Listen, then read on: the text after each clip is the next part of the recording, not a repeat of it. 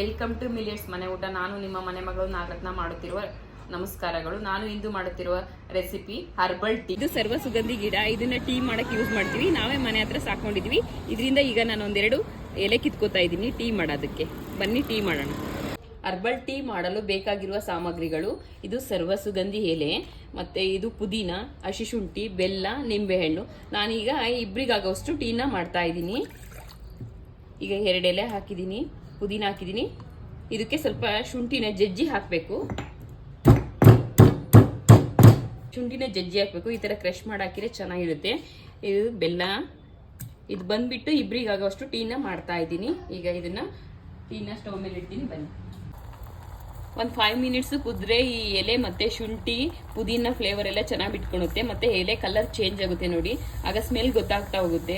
ಇದನ್ನ ಕುಡಿಯೋದ್ರಿಂದ ಕೋಲ್ಡ್ ಕಡಿಮೆ ಆಗುತ್ತೆ. ಮತ್ತೆ ಗಂಟ್ಲು ಸ್ವಲ್ಪ ಕೆರ್ತಾ ಇದ್ರೆ ಅದಕ್ಕೆ ಒಳ್ಳೇದು. ಈಗ ಇದು ರೆಡಿ ಆಗಿದೆ.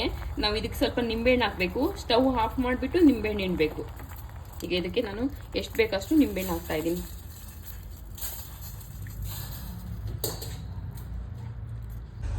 ನೋಡಿ, ಈಗ ಈ ಟೀನ ಸೋಸ್ತಾ ಇದ್ದೀನಿ. ಈ ರೆಸಿಪಿ ನಿಮಗೆ ಇಷ್ಟ ಆಗಿದ್ರೆ ಲೈಕ್ ಮಾಡಿ, ಶೇರ್ ಮಾಡಿ, ಸಬ್ಸ್ಕ್ರೈಬ್ ಆಗಿ, ಬೆಲ್ ಬಟನ್ ಪ್ರೆಸ್ ಮಾಡಿ.